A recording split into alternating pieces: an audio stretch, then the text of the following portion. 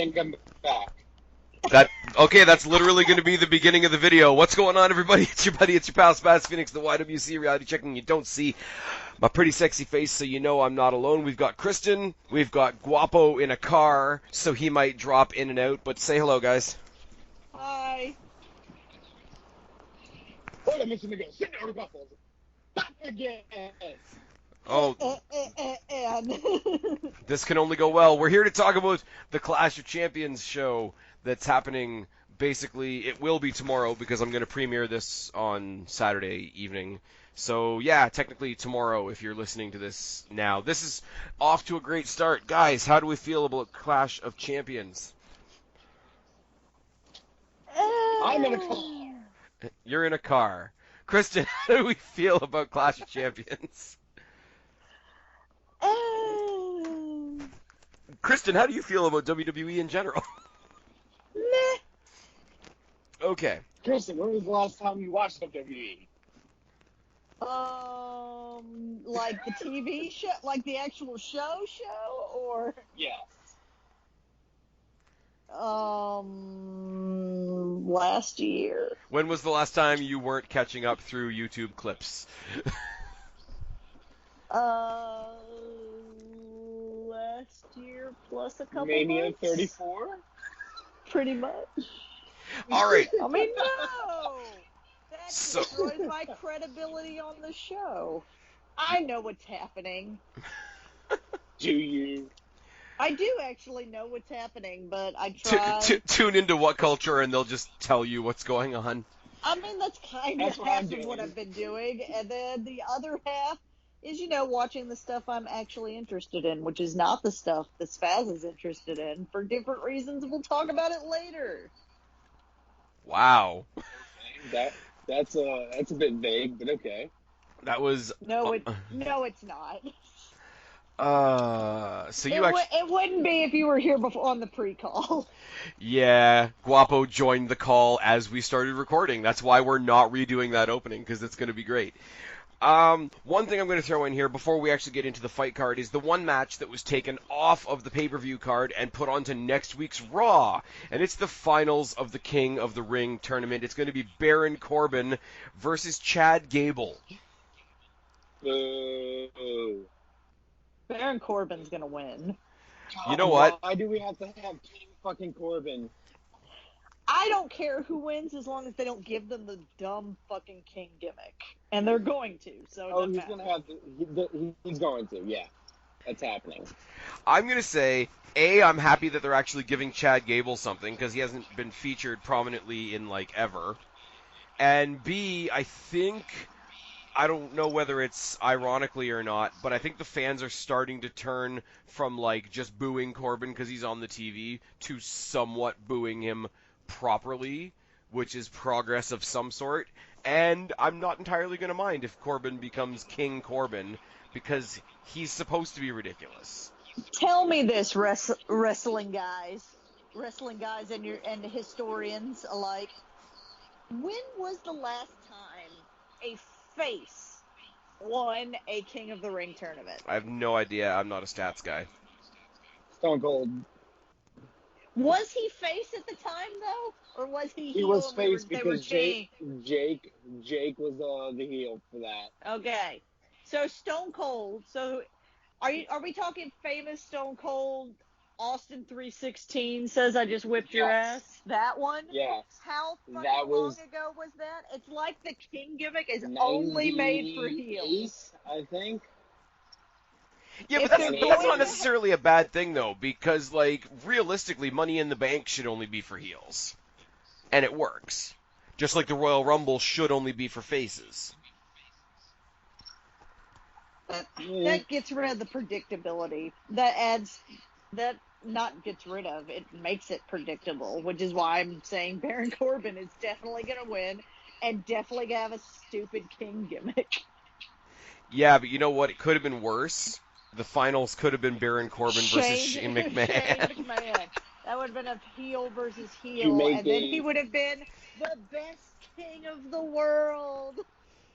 I'm pretty sure that would have made AEW the top brand if that happened. Okay, Guapo, I know you're my AEW guy, Sorry. but we're actually talking about WWE today. Why? We just premiered an hour and a half of you and me talking about the Wednesday Night War.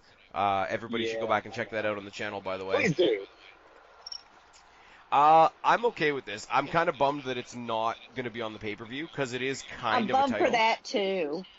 There's no reason why it shouldn't be on the pay-per-view. We have a non-title match on the show that's called Night of Champions. You're telling me they couldn't move Roman versus Rowan to next week's SmackDown?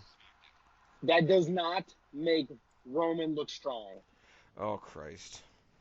Make Roman right. Look how far he's come. We first we hated him, then we pitied him because he had leukemia, and now we're right back to hating him again. I don't hate him. It's not that I hate him. This entire storyline's kind of shit now. You know what though? Here's really the thing. good. Here's the thing about this whole thing, right? Like they never do the whodunit stories properly, and everybody. I did it for my family. I did it for The Rock. I did it for The Rock.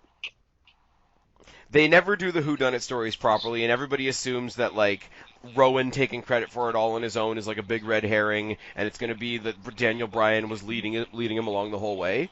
If it turns out that this was actually real, that Eric Rowan was using Daniel Bryan to put himself in a spotlight, and he is legitimately the sole attacker, and then he goes and like kicks the shit out of Daniel Bryan and Roman Reigns, and they actually use him as a proper character for once.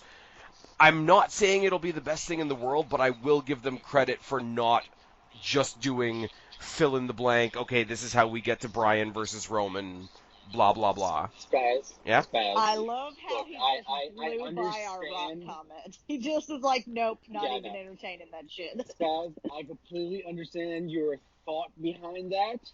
However, WWE booking. Okay, Sidgwick. I mean, the man has a point. I don't know, somehow we skipped ahead to that match, but like Roman versus Eric Rowan is just going to be two big dudes beating each other up. I'm pretty sure there's going to be shenanigans, and I'm pretty sure... And then Daniel Bryan will have been the mastermind the whole time. Oh, I wasn't even going story-wise. I'm just saying in this match, I don't think there's going to be a winner. Oh, yeah, see, I can see Roman going off the deep end and pulling out a chair or something like that and getting himself disqualified. Except it's a no-holds-barred match. Okay, then I see other shenanigans, okay? Oh shit! No, like I see them like brawl, like doing what, like one of the stereotypical like brawl out into the crowd, and just like, oh, we never saw them again. Although shenanigans. I do want to see the Eric Rowan doppelganger. You mean exactly what they did with Dean Ambrose and Luke Harper? They leave the arena and then come back? Yeah, except Ambrose and Luke Harper don't exist in this continuity anymore. I mean, I think Luke Harper still does. Somewhere in there. Well, he's still there, but he doesn't, like, he's there, but he's not really there. He hasn't been there for a while, let's be honest. He's the Tom Holland of their MCU. Oh, too soon. Why'd you have to make me sad? I still have hope. Spider-Man, yes, Spider-Man, I can't come home again. No, it's going to be Spider-Man, they bought Sony. They might, okay? Disney's crazy. They might do something like that. And I'll laugh a lot. Oh, you don't want to give us Spider-Man? We'll just buy all of you then. I'll just buy the entire company. It's basically my property. It's basically what they did with Fox. Okay, you don't want to give us the X-Men back. You don't want to give us the Fantastic Four back. We'll just buy all your shit. I love that. Have you guys seen the actual ads for the Disney Plus service? It's just a 3-minute video of look at all of our. It's Scourge from Ragnarok just saying, "Behold my shit." It's really obnoxious, but it's really good. It's great because I can't wait to give it my money. Well, exactly. Like I canceled my subscription to the DC universe just. Like they're money grubbing bastards, but they're gonna get my money. Yeah. Well, you know what's really not just like WWE with my network subscription. There you go. That I use. You're welcome. There we go. Cruiserweight two other Championship that is definitely going to be on the kickoff. Yep. Before Yep. we get into the Cruiserweight title match, I do want to use this as an opportunity because we should have mentioned this, Guapo, in our other video. Kristen and I were talking about it before we started recording. What do you think about this assertion that NXT is basically going to absorb 205 Live? I like it just simply for the fact that you're giving NXT another title. Plus, Nobody cared about 205 Live. Let's be honest, it's It's the not- best look, possible it's- case scenario I for like- all of that talent. I like 205 Live. However, the only problem with it always was that you're sticking it at the end of a SmackDown for taping, Yeah. and the crowd's tired already because they got popped already for whatever happened on SmackDown, and the crowd's dead for it, and half the people leave. And even I'm not gonna lie, because I reviewed 205 Live for a little bit, like a year ago. Like Yeah. by the time you're through Raw and through SmackDown late Tuesday night, you're even at home you're done watching wrestling. Exactly. But I will say, and this is a weird comparison to make, where we talk about NXT call-ups coming to the main roster and like falling on their ass, 205 Live call-ups do great. Ali looks good. Buddy Murphy looks good. Cedric Alexander has a title match that we're going to talk about shortly. Call-ups from 205 Live seem to be doing great. Yeah. So it's a little bit of a mishmash. I don't know how we got here because I haven't watched 205 Live in forever. But we have Drew Gulak, who I think is the current champion. Yes, he is. Humberto Carrillo, who I think technically is an NXT guy, and Lince Dorado, who's on all the shows. The All Crowd's of them. Party? He is on all the shows. Side note, Grand Metalik versus Rey Mysterio in Madison Square Garden was kind of cool. Mm. But yeah, Gulak's great. Get Gulak over to NXT like he was doing a couple of months ago, where he was fighting like Matt Riddle and what the fuck's his name, Kushida. Drew Gulak on 205 Live, I don't care about. Drew Gulak on NXT, I do care about. Do with that what Yeah. you will. I think he's going to retain. I'm picking Humberto. Yeah. Yep, gotta go with the Hispanic guy there. Now, Guapo, you might be able to tell me because I'm not as good with people that have just sort of made their emergence on NXT. Humberto Carrillo and Angel Garza are related, correct? Yes, I believe they are cousins. Potential for them to be a tag team, do you think? I mean, it's WWE's booking, so yeah, definitely. And Lince Dorado is gonna I sit in mean, the so corner. what they're gonna do is they're going to put them away after somebody gets hurt for a little while. They're gonna come back as the new Conquistadors, and then Oh my god. Primo and Epico are gonna come back as the original Conquistadors, and they're gonna have a feud of who's the original, who's better, and all that stuff. I'm really, really sad because you're not wrong. They have somebody dressed up as a tiny bull. Or was that Los Matadores? That was Los They Matadores. bring back the guy who was Los Matadores, and he cannot remember or figure out who is the real Conquistadors. And then we bring in Or Hornswoggle, not Conquistadors. What Matadores or whatever they were. Hornswoggle, WLC.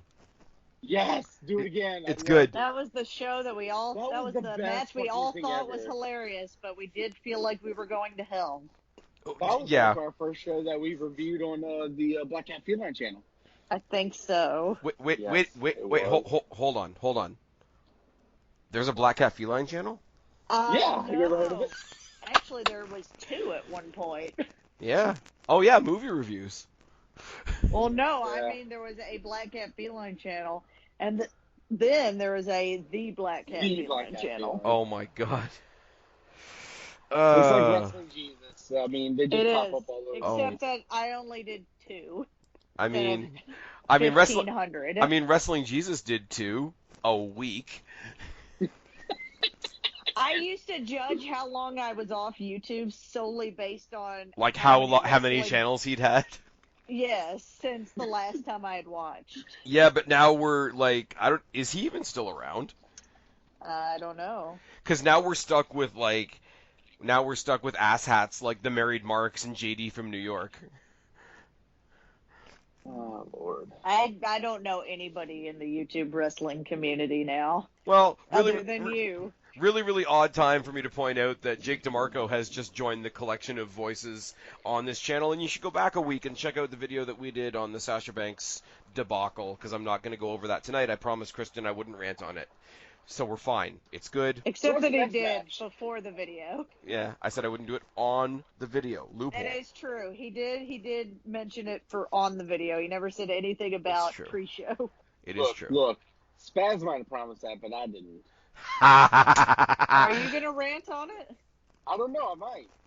Okay, then It's let's get to it. It's kind of funny because We'll get to no, it. we'll get to that in due course. Because the one thing I do like about this card, if I can pull strings and if I can look for like a shining light on this card, is there's a couple different times where different matches on this card interact with other matches on this card, and I do like that sort of real world shared universe, like not everybody lives in a bubble thing that WWE's starting to try and do, because whenever you have a feud, you're like, okay, this guy's mad at that guy, and that's the only thing each one of them has going on for the next 2 months. I do like the fact that there are matches here that affect other matches. One of them does it in a really dumb way that we're going to talk about, but there are consequences, and there are like neighboring consequences to some of the matches on this card, and I do kind of like that, even though as a whole it's kind of underwhelming.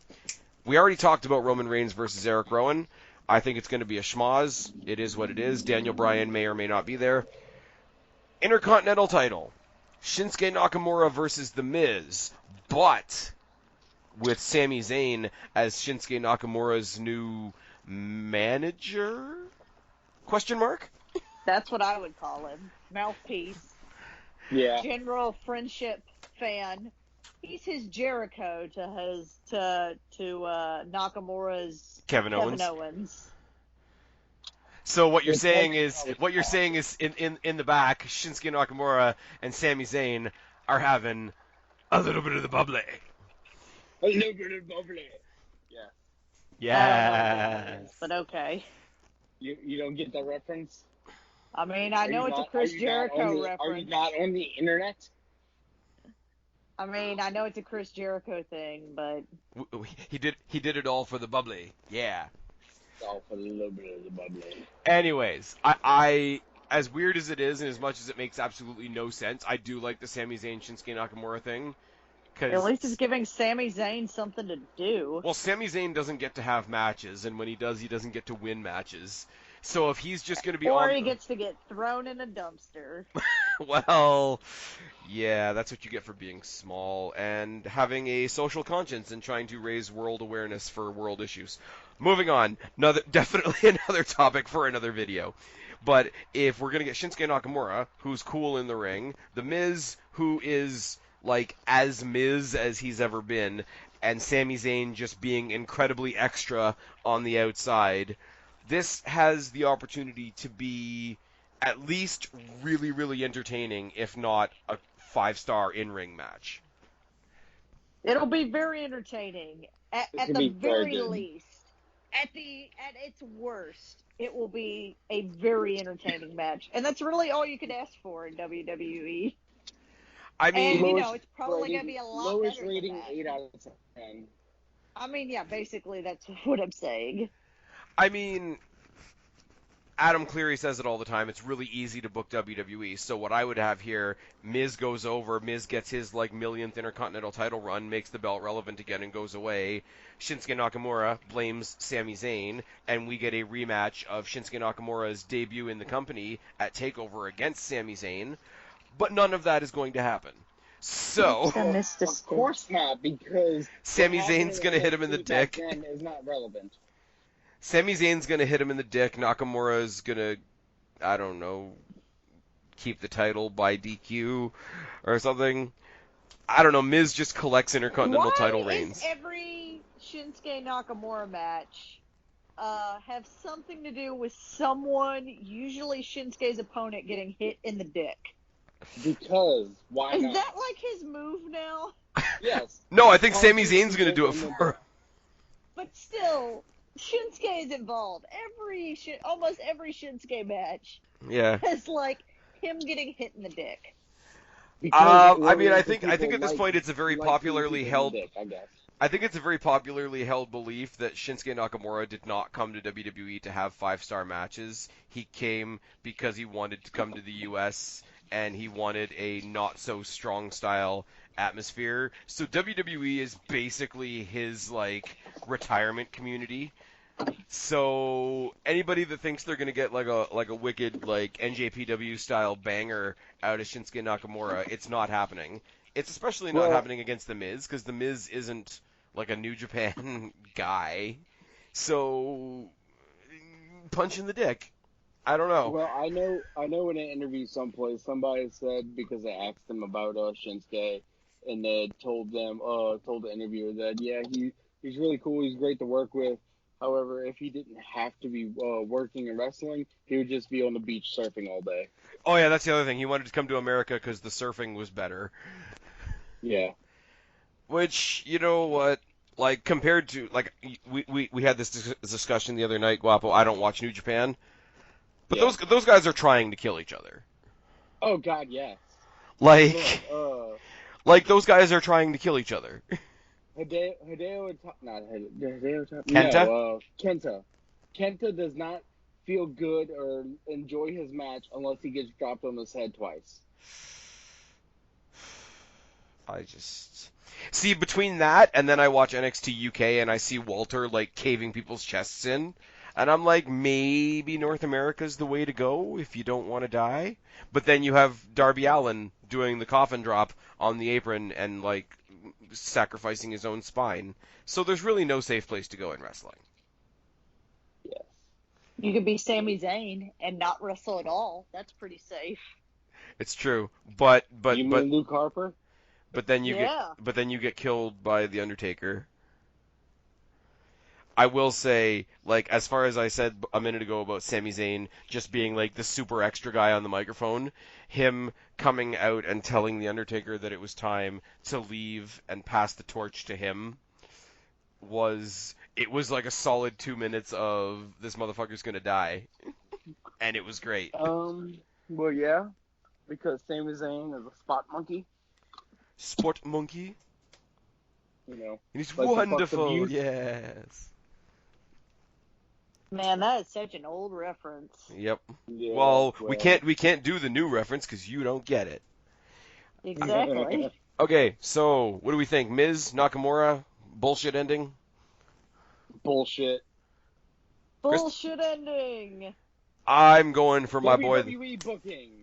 I'm gonna go for the Miz getting his like millionth Intercontinental title run. That wouldn't and be a bad thing. You think that okay, I don't know, I haven't checked recently, but Chris Jericho, at least for the longest time, held the title for most Intercontinental title runs. If right now he still holds that title, which I'm not sure if he does, do you think they're trying to erase it? I haven't heard that specifically. I do think in general, a lot of people I've seen in the past 2 days are trying to push this narrative that, oh, WWE all of a sudden really wants to make Miz the new Jericho.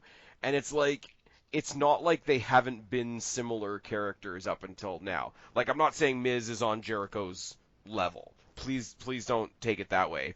But, like, as far as the type of arrogance, the type of, like, self-referential, sometimes breaking the fourth wall, I'm going to be ridiculous and you're going to love it. Like, Miz is... I think Miz has always been in Jericho-esque style. Yeah. Yes, but like the Y2J Jericho. Miz Yeah. has never reinvented himself like Jericho does every couple years with a different type of character.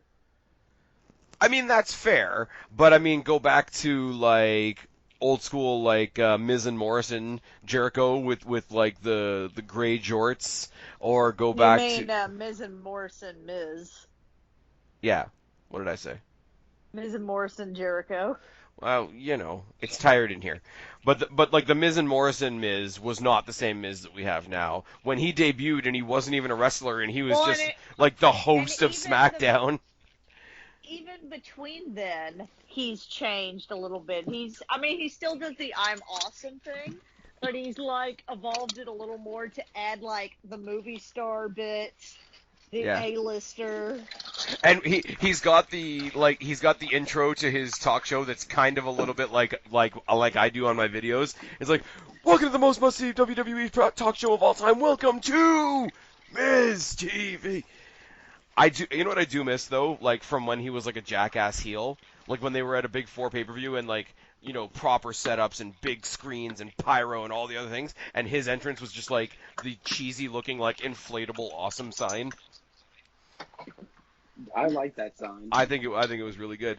But yeah, I don't think this idea that WWE's all of a sudden making him like Jericho. I think that's a stretch. I don't think they're all of a sudden making him like Jericho, but when I bring up the Intercontinental title thing, I think he probably is. If he hasn't beaten Jericho's record for most Intercontinental title holds already, Jericho at he's like probably 10? Jericho's I think was 9.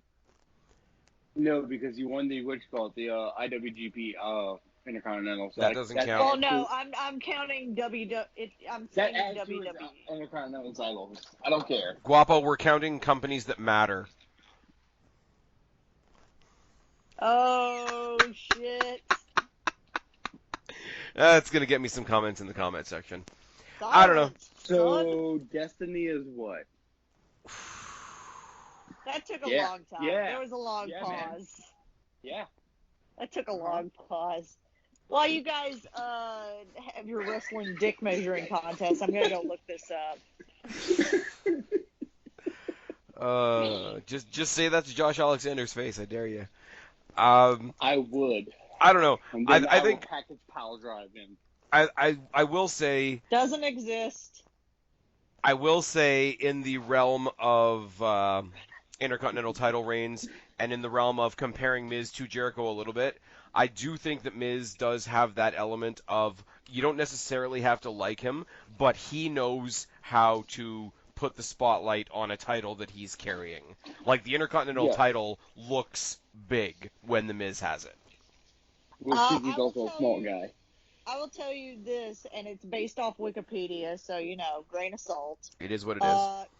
Chris Jericho has 9 title holds for the Intercontinental title. Okay. So I don't think anybody's broken that yet. Oh yeah, because didn't he do his thing where it's like, I have the record number of title reigns with the Intercontinental title. It's 7, and then I beat my own record to get the new record at 8, and then I beat my old record to get the new record at 9. Yeah, basically.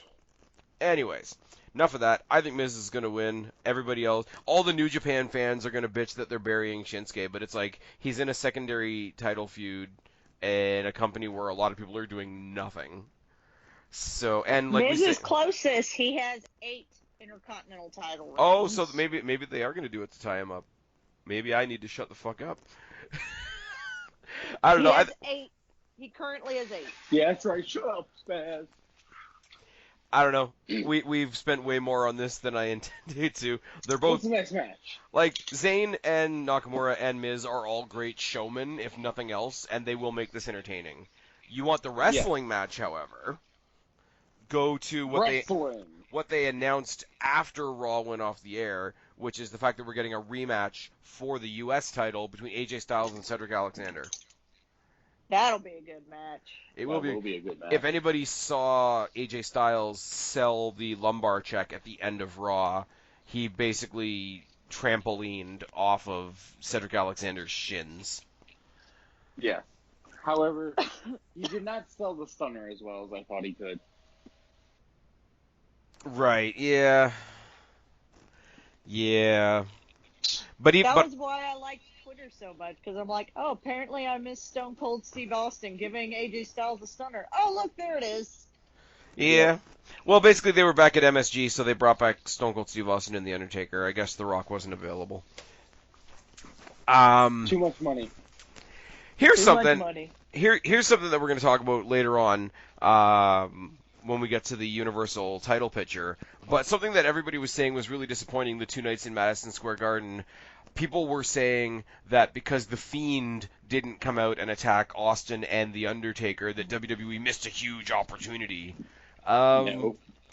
No, We've I already think had- they should keep the we- Fiend as far we've away had from Bray any legends versus, as possible.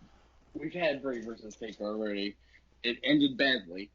I think we should keep Bray away from the title as long as Yes. possible. That's not happening. Completely agreed. He's fighting. I He's fighting really for the like- title next month. I know, that's why I hate that. I really agree with the What Culture guys and think that he should go back and like slowly conquer all of Bray Wyatt's like defeats. Okay, but that falls in line with going after the Undertaker then. Yeah, but that would But be it could later start on. with John Cena. Okay, but we can't see John Cena. Exactly. He's already defeated him. So would he not then start with Randy Orton then and cost Randy Orton the Kofi title? But the downside of that is that means Kofi keeps the title, which we're going to talk about later. I'm fine with I that. don't think that is a downside. Oh, Christ. Here we go. Anyways, let's get back to a title match that I am excited about. Why do you have to say it in such a way that it sounds like a little condescending? Because it is. Because when it comes to that particular match, I'm going to be very condescending on both parts. I meant to me. I didn't mean to the match. Okay. Back to a match that matters. AJ Styles versus Cedric. This is really where I'm pinpointing my point from earlier about 205 Live call-ups making it a hell of a lot better than WWE NXT call-ups. Because Murphy has gotten to have excellent matches with both Roman Reigns and Daniel Bryan. And if you look at that from a WWE point of view, that basically makes him a temporary main eventer for that one night.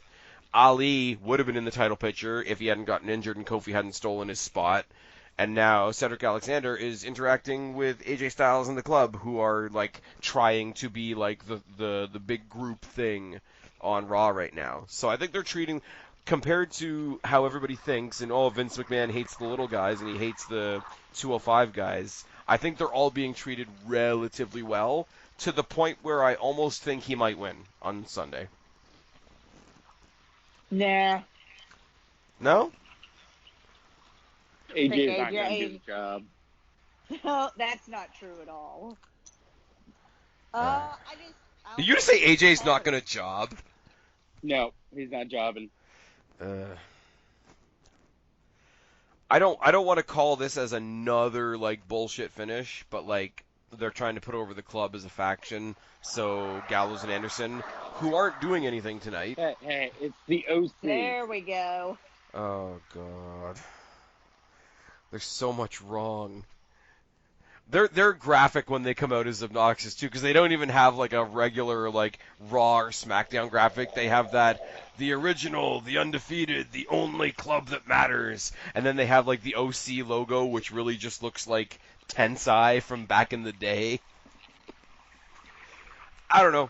I'm holding out hope. I want to see Cedric pull this out. I want to see how the OC reacts to, like, they had all the titles for a hot minute there and then they lost them all. I want them to go ballistic and start like fucking some shit up. I see OC shenanigans. So Club Nanigans? No. No. That was terrible, Styles. Come on, get better. I refuse. Crazy Canadian. People have come to expect a certain level from me, and I do not want to over or underappreciate that. I don't know. I don't know what else is going to compete. This is definitely going to be match of the night. Like, as far as actual, like, bell-to-bell match, this is going to be match of the night. Agreed. The match a couple weeks ago that was, I believe, Cedric Alexander versus Drew McIntyre was a kicker. I'm kind of bummed that we don't have Ricochet on this show. I don't know where I would put him, but like Ricochet should be in this card somewhere. You would probably put him losing someplace because that's what WWE does. Oh wow. Oh snap! No, you don't get a snap for that. If somehow I gave Ricochet, myself a snap. You don't get I to will give take me a my own snap. I snap, take bitch. my own snap, bitch. Yeah. I'm losing control of I the am show. I am inevitable. Really? Yeah, you are inevitable, and then you snap the gauntlet that has no stones in it. I would love there to be some like bullshit on the pre-show where Cedric Alexander or where Ricochet just randomly sticks himself into this match, because Styles versus Alexander versus Ricochet would make the U.S. Fest. What? Well, no, Fuck it would make the U.S. title worth something, which is not something that AJ Styles is doing on his own right now. I mean, I like Styles. I like the whole like this rebranding of the club thing, and yes, Balor's coming back, and he's going to join, and rah. But the title it's not like The Miz we were talking about a second ago, where The Miz makes the IC title look huge. The U.S. title is just something AJ Styles is carrying around with him, and that's the difference. I don't know what you call that. I don't know whether you call that like a switch in focus or whatever. But Cedric Alexander hasn't held a title yet, unless you count the cruiserweight title, which I don't. So him getting it and how happy he'll be to get it will make it seem more important than AJ Styles just dragging it around. I really I'm talking myself into it more and more. I really want / kind of believe that Cedric could win this. You guys obviously don't. No, we're being pessimistic tonight. Well, because we know WWE's booking. Okay, so 2 Sidgwicks and a Wilborn. Here we go. First match that's actually kind of 2 matches that sort of work into each other. We've got Big E and Xavier Woods versus the Revival for the tag championships for really no other reason other than the Revival's been hanging out with Randy Orton, and Randy Orton is fighting Kofi Kingston for the WWE title. Somebody want to go with this? I was waiting for Guapo to do it. Okay. Fuck the Revival. Oh, Christ. Why are we saying fuck the Revival? It's an AEW thing. Oh, okay. Moving on. Yeah. There's gonna be a lot of that tonight, isn't it? Isn't there? I'm trying not to. I'm No, sorry, just I do gotta it, have and a I'll little, just- little bit of the bubbly. No, just do it, and I'll be confused. It's fine. I'm not sorry. gonna lie. I'm telling you, once they are on TV, then I will watch them. Well then, I like this I team like- of I Randy like- Orton and the Revival. it's good. I like it as a thing. I enjoy It's it. much better than the Revival getting Uzi hot down their shorts. Yeah. Well, see, and this is the thing Yeah. too. Like, it's not ridiculous, and they're not coming out of nowhere and saying that they're a stable. Like, they're not this brand new They're stable not that exists. coming out of nowhere with Randy Orton. Oh Christ, Guapo. Ah! No, but it's the most logical. Okay, for people that are not in an actual group together, it's the most logical pairing that WWE's given us in a while. If you think Randy Orton's been in WWE a long time, 3rd generation star, definitely has more of an old school feel to him. And you got the Revival, who are this old school throwback to like teams like the Brainbusters and whatever. I can reasonably believe that these guys are going out having a beer after work talking about how wrestling should be, and these high flyers don't know what the fuck they're doing and whatever. Like, it's not unnatural that they would all be on the same page. And it's just, they haven't come out and given it a stupid new name other than on Twitter where it's like FTRKO or whatever the hell it is. But like have you not seen that? Sorry, no, I haven't got that far. Yeah, FTRKO was like a hashtag that was going all over the place. But like on TV, it's just like, no, these guys like agree with each other, and they like have similar philosophies, and they're going to help each other out based on having similar philosophies. It's less in your face than what we expect from a WWE story point. So I'm giving them a little bit of credit on that. But that being said, we have a SmackDown Tag Team Championship match that exists because those teams' partners are in a WWE title match. And Revival should leave as the Tag Team Champions, and Randy Orton should leave as the WWE Champion. And that's my take. Somebody else talk about it. New How long day. is has Kofi had the title? Since Mania. Tasmania. Mania. April. And they're Yeah, still still struggling to make him sound badass. They're still struggling to have him come out and I don't think they should make him sound badass. I No. mean, I've agreed with you on that point because that's never been his character. But he's not a badass. The whole like, and I'm sorry, I'm only gonna say it once and then we're gonna get it off him. Oh my God, a black guy won at WrestleMania. If it was ever a thing, which I don't think it should be, it's gone now, because he's boring as fuck. And you know that WWE knows it's boring as fuck because they're trying to add storyline into it because his friends got beaten up by Randy's friends, and then they're gonna go back and they're gonna feed the fans paranoia from the stupid thing from 10 years ago where Randy Orton called him stupid. And then they're going to lend credence to all the fan-built bullshit. Oh, Randy must have been holding him back the past 10 years, which is going to make the stupid fans even stupider. And they replayed the boom drop from Madison Square Garden 10 years ago for nostalgia purposes because that's all they've got left to make this match sound even remotely interesting. I don't really want Randy Orton to be champion right now either, but at least Randy Orton is a championship guy. Kofi Kingston isn't, and he's proving it, and he's boring as fuck. And I wish he wasn't in this scenario. I want him and the team and whatever go back, do the shtick that they do. They're entertaining as hell. They put on great tag team matches.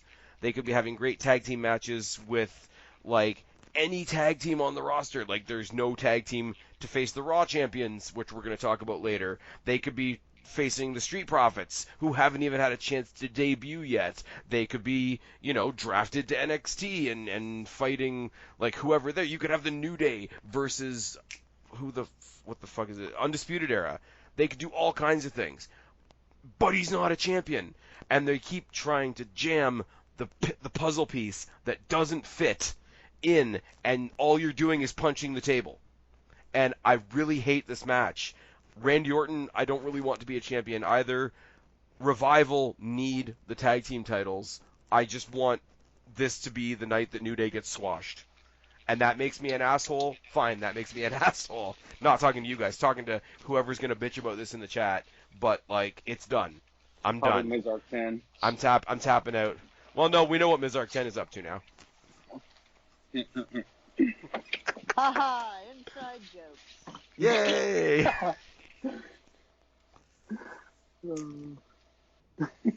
Does anybody have, okay, I am begging both of you, Guapo, Kristen, give me a reason to care about this match. I got nothing. I mean, I'm having a hard time caring about the pay-per-view, to be honest. How am I going to get you to care about She the match? has a point. All right. You know what I'm looking forward to? And everybody's going to roll their eyes and nobody's going to be surprised at all. Okay. WWE Women's Tag Team Championship match. Alexa Bliss and Nikki Cross taking on Mandy Rose and Sonya Deville. We still have those titles? I do not think I even have to say who I'm pulling to win for this match. So you know what? Honestly, and this might surprise a couple people, I don't mind. And it's not an I don't care who wins this match. I don't mind either team winning this match. Because, and this is where we're going to get into matches that have to do with other matches, if we did not have to have the women's tag team titles right now, we would be going back to a couple years ago where the only women that get pay-per-view time are the Four Horsewomen. That's true.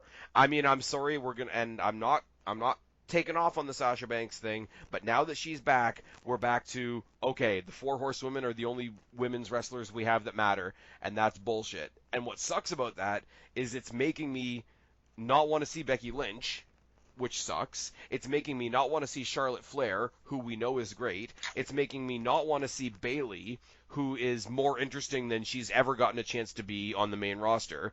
They're all great in their own ways, but the mentality that we've just, like, the last piece just snapped back into place. So now it's just all we're going to do is rotate the Four Horsewomen through these two titles. And if that's it, I'm going to switch off. And I'm going to pay attention to the women's tag titles because you know what? Nikki Cross and Alexa Bliss are drastically underrated. They got fucked in NXT from ever getting a singles title shot there.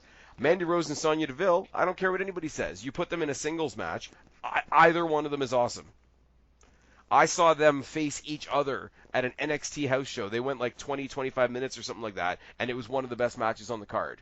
Now, nobody's going to believe me because you don't get to see that on Raw or SmackDown. Sonya Deville is a badass. There's nobody on the main roster quite like her. Mandy Rose, even though, yeah, she's white and blonde, so we're not supposed to like her, she's not exactly a Barbie doll. People are all triggered that she's using the V-trigger, which just makes me smile. Alexa Bliss is one of the best characters in the women's division. Nikki Cross is criminally underutilized. So the women's tag titles need to exist, or we're going to be in a black hole of four horsewomen bullshit. I'm looking forward to this match, and I don't mind who wins because both the teams are great. Here I am trying to make some fun comments, and then Spaz has to make it all real and shit. Yep. I think the champions are going to retain. It's good. Because there's going to be some interference. From who? The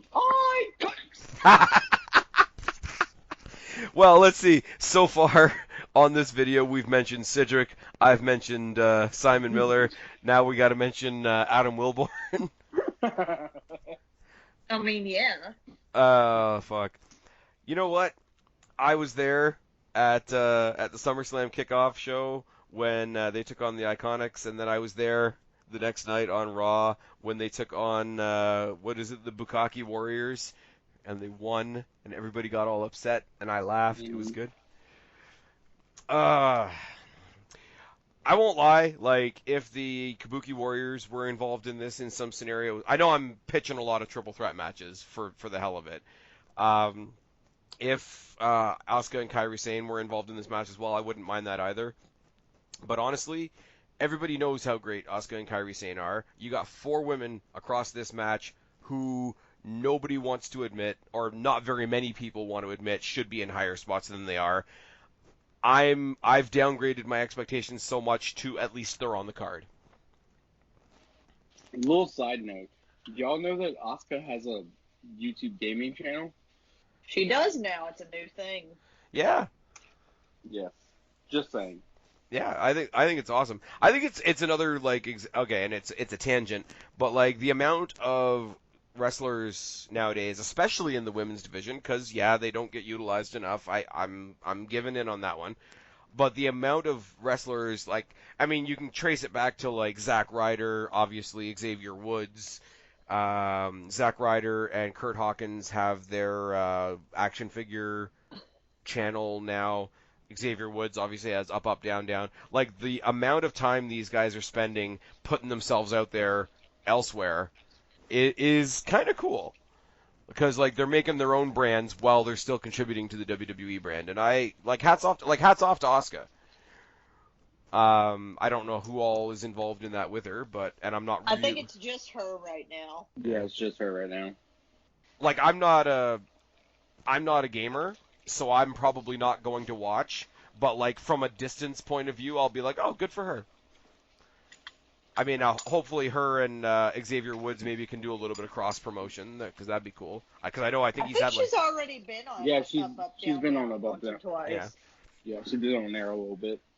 And Woods seems like a dude that wouldn't mind giving her a plug. Yeah. I think he just recently had Triple H on Up, Up, Down, Down as like we reached 2 million subscribers. Holy fuck, eh? Good for them. And I don't think they actually played anything. I didn't go too far into the video. Yeah. It was mostly Triple H talking about what kind of games like he's into, and like he's older guy. He's mostly into the older like arcade games and stuff like that. Anyways. And you know what though, like not that I'm on any sort of like super moral high ground, but you hear all the wrestlers these days, and what it was like then versus. Is somebody pissing? No, I turned on the sink to wash my hands. Okay, cool. It's just, I mean, a little bit of everything happens on my channel. You never know. But you hear all the wrestlers talk about I hate myself when I go piss. Thank you, Guapo. I appreciate that.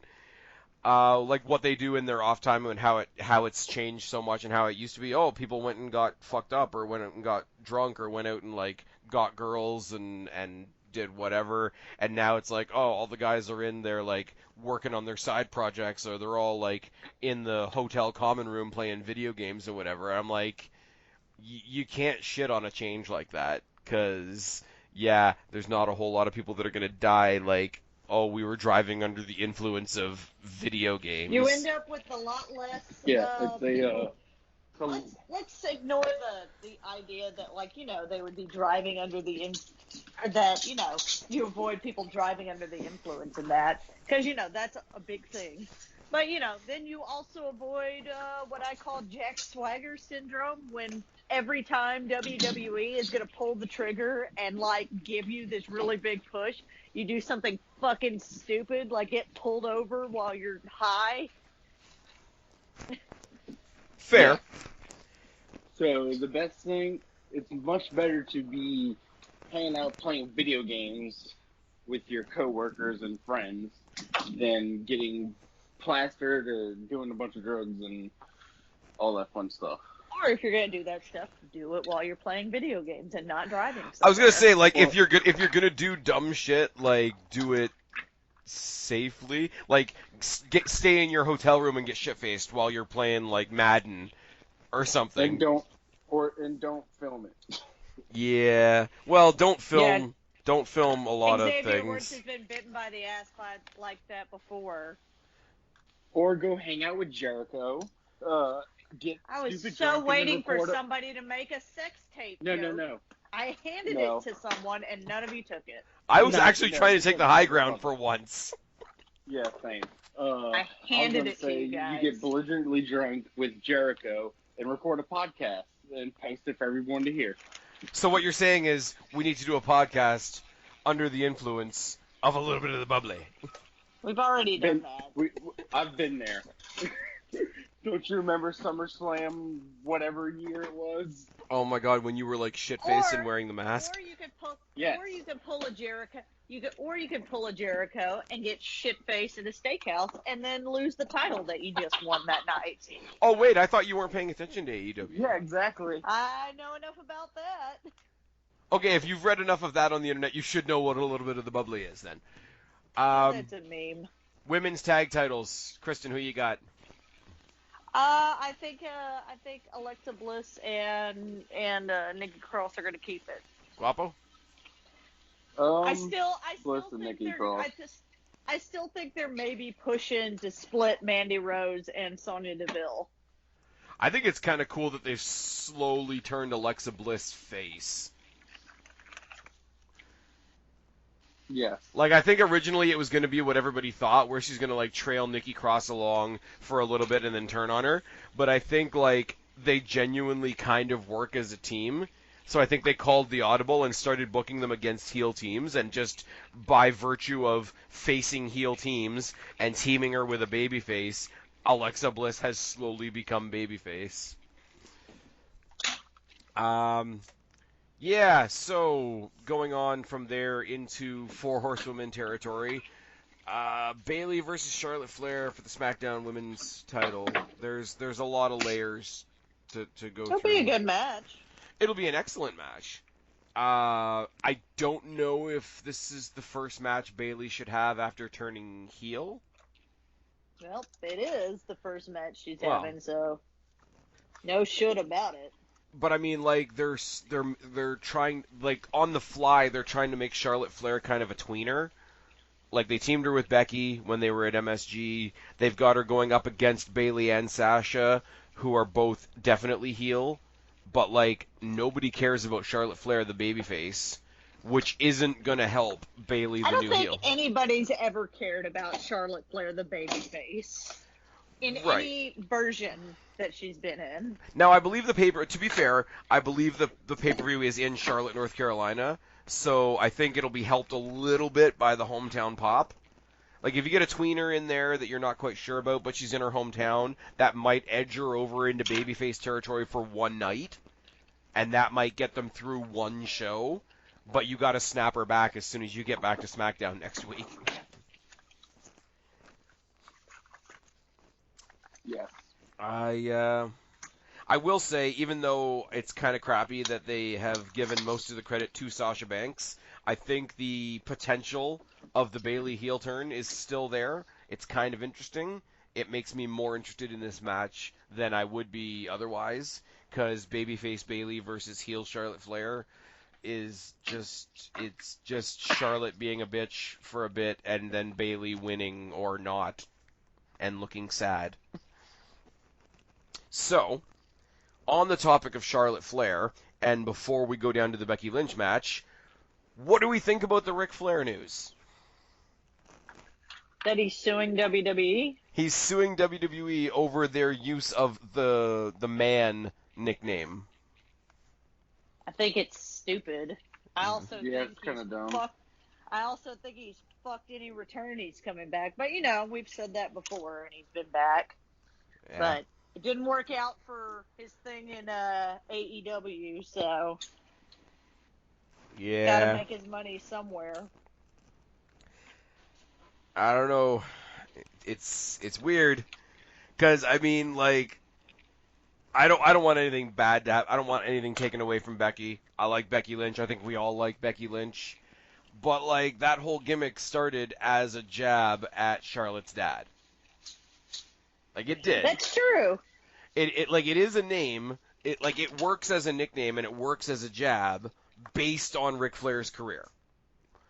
So if you want to get literal, he may not totally have a case, but he does have the beginning of a conversation. And if the end of this becomes she can still be called the man and he just gets some kind of kickback out of it, it's kind of lame, and maybe he's being a bit chintzy about it, but WWE's not exactly going to go broke over it. That's true. So if the courts... But you could say that of a lot of things, though. It's true. But this is getting a lot of publication because Ric Flair's, this old-time, old-school guy wrestler, and he's doing this thing, and it's going to fuck with the women's division, so it's getting a lot of press that way. And he's gone on record saying, like, I don't have any problem with Becky Lynch. I want her to keep using it. She's taken it and made it her own, but it was still mine first. I hope she can still use it. I just want to get what's coming to me. And I'm like, you still don't have to do it, but that's sort of a fair take. If the courts find against him, I'm not going to think it's an outrage. If the courts find for him, then he's just going to get a little bit of the, Saudi oil money from WWE.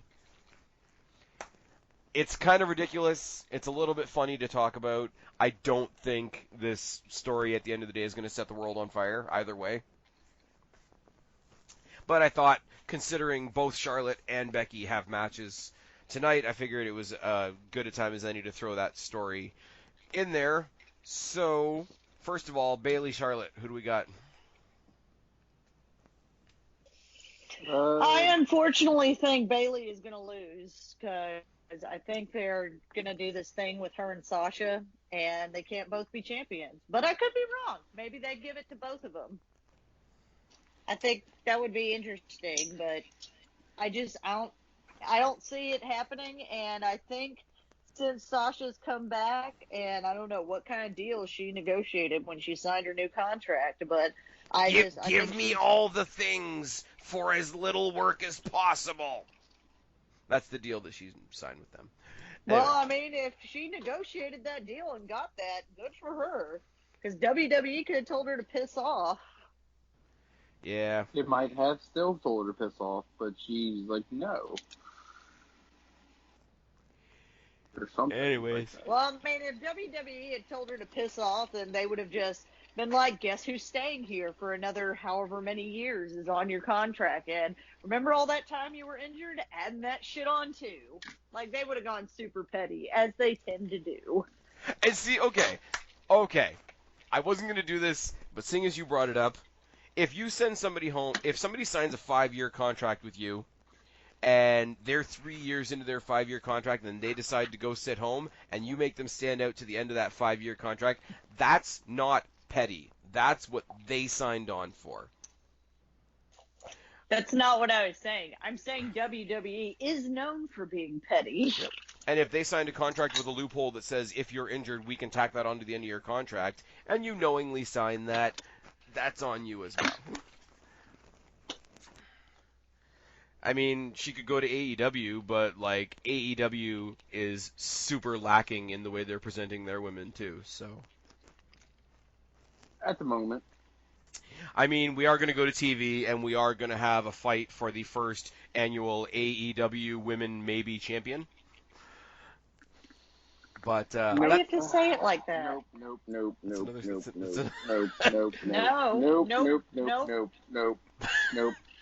No. I'm cheering for Riho. That's all I'm saying. Same. Yeah, Riho's awesome. Okay, so I think Bayley's retaining. That's. I don't. I think Bayley retains. Yeah. I don't know. Normally, I would say, especially with it being Charlotte Flair, it being in her hometown or whatever, they would give it to her.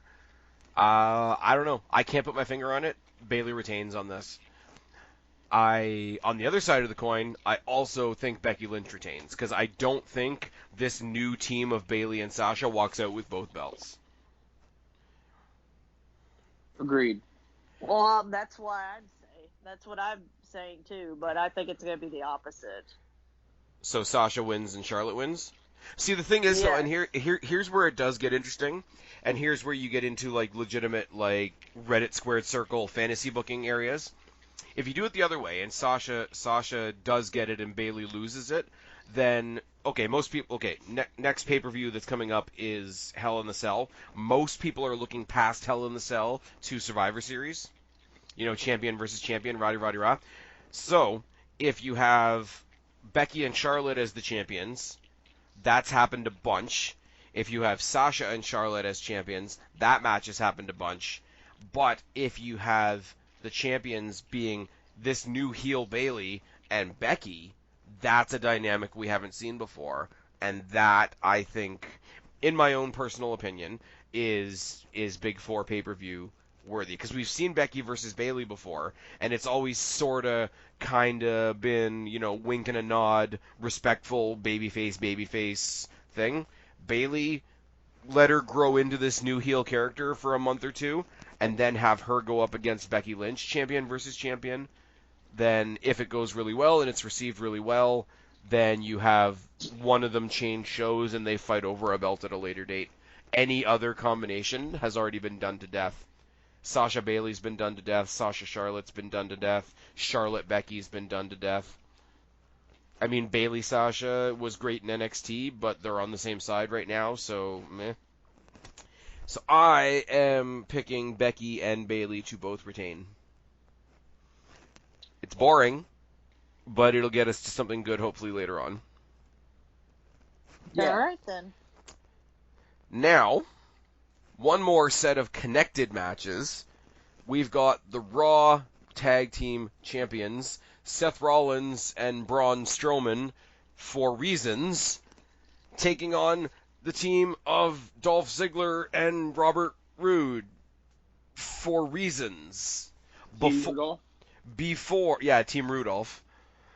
Before Seth Rollins and Braun Strowman then face each other for the Universal title.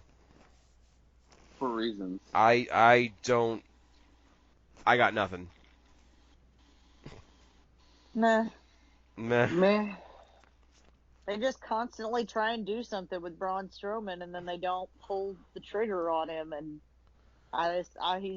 he's in a similar camp to Dolph Ziggler for me, which is like they're not gonna do anything with him. I call OC fuckery. Maybe. See, you could have.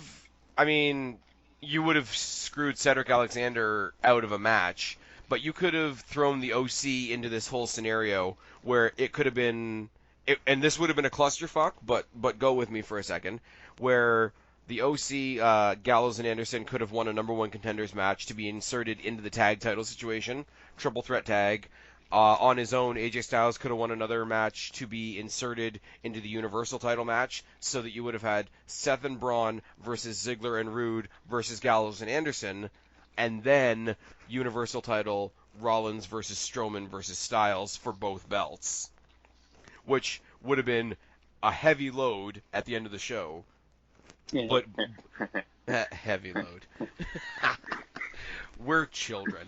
But it would be better than this. I don't. Nothing. I want to kind of be intrigued by the team of Ziggler and Rude. I kind of want to be intrigued by them, but I've had my heart broken way too many times. I agree. Same. Seeing them, especially at the MSG Monday Night Raw, seeing them interact with the OC when they had the big 5-on-5 clusterfuck tag match at the end there, I came to the conclusion that I wouldn't mind Dolph Ziggler joining the OC, but not Robert Roode.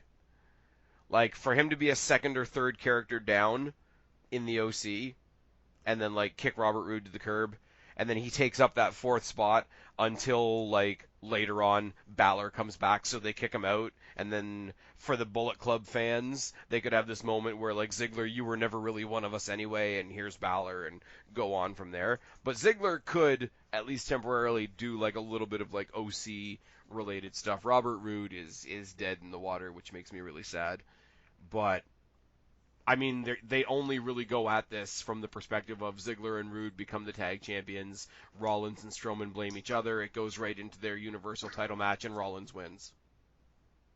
The man did not get a match in Canada for SummerSlam. Who did? His home... Rude. Oh, yeah. Which is dumb. Yeah, but you know what? At the same time, I complained about them shoehorning Natty into that title shot just because they thought the Canadian fans would go goo goo gaga over her. At least put him on a pre-show, something. It didn't even have to be a relevant match. I mean, if you want him to have a minute in the back where he wins the 24/7 title and comes out for a bow and then fucks off again, I would have taken that. But It's because I'm Canadian and shit like this bugs me. The whole we got to throw Natalya into the title picture because she's Canadian and she'll get a pop. And it's yeah, okay, I get it, but she's Canadian, but we're like the rest of the world, we don't really care about her. And she's from the other side of Canada, by the way, and you've just announced that Trish Stratus is going to be on this card. So any of the Canada hometown cred that you were trying to give to Natty goes to Trish Stratus now, so you can fuck off. I get what you're saying, and I have an appreciation for what you're saying, but I wish they had him in a spot where I would care more about that. Because yes. I don't. Everybody's saying, oh, well, Ziggler and Rude, maybe it's a little bit random, but, Sheamus and Cesaro was random, and they became the Bar, and the Bar became great. And it's yeah, totally, left to their own devices, these guys are two great, talented wrestlers that could put a great team together, and could get some cohesion, and could get a good, teamwork vibe going on.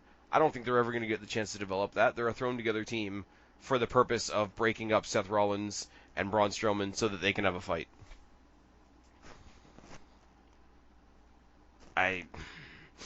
It feels like these two matches combined are just to get us to the end where Rollins is standing victorious, the lights go out, he gets attacked by the Fiend, and we're on our way to Hell in the Cell.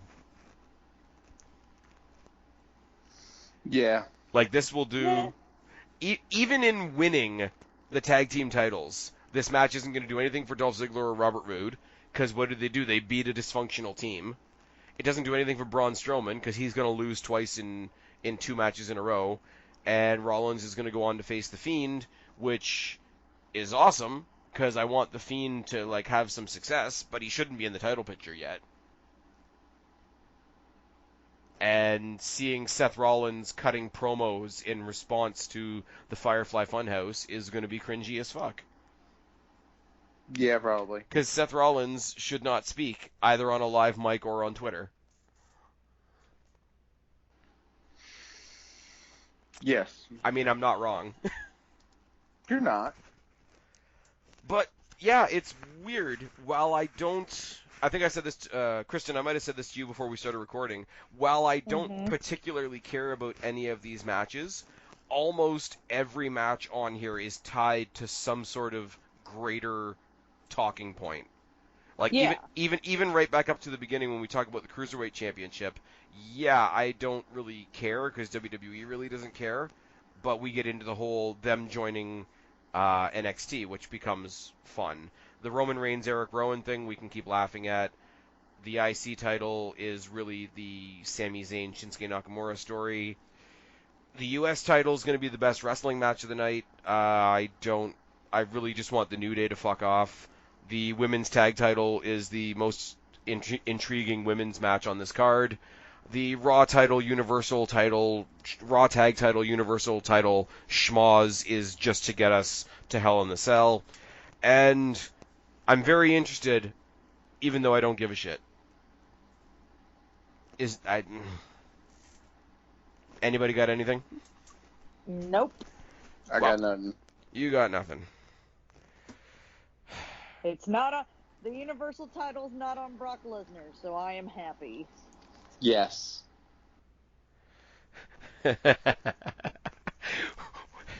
When SmackDown goes to Fox and they draft Brock Lesnar to SmackDown and Brock Lesnar leaves little tiny pieces of Kofi Kingston trailing up the rampway to the back as he drags the title in his other hand, and I laugh all the way to the bank, and my comment section fills with all kinds of, oh my god, you're this and you're that, and I'm like, nah, I just want a champion to be champion. Yes. Anyways, that was a bit of a tangent. Anyways, Kristen, tell them where to find you.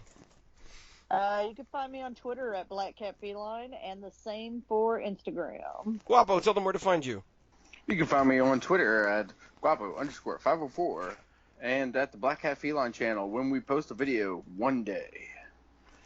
And I'm just going to stick this in really quick. If you guys want to go back the past couple of videos, as I've mentioned before, Jake DeMarco debuted on this channel. We had a much more in-depth discussion about the whole Sasha Banks situation. Guapo and I, this week, spent a lot of time previewing what the Wednesday Night War is going to look like. Kristen and I just decided recently that we are going to attempt a review of Joker. Mm-hmm.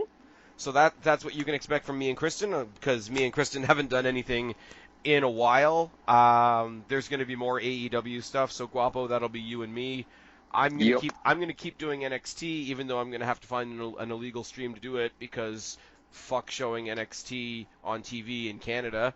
So there's lots to look forward to. I guess that's sort of uplifting until Vince McMahon gets in and ruins NXT and we all cry a little bit. You guys know where to find me or you wouldn't be here. I've been Spaz. He's been Guapo. She's been Kristen. We are your YWC Reality Check. Subscribe up there. Talk down there. Start a conversation. Keep all of our conversations going. Don't be a stranger. I'll talk to each and every last one of you later. But for right now, me, Kristen, Guapo, we're tagging out. Bye, guys. Bye. Adios, mis amigos. So shine, you're a freak like me.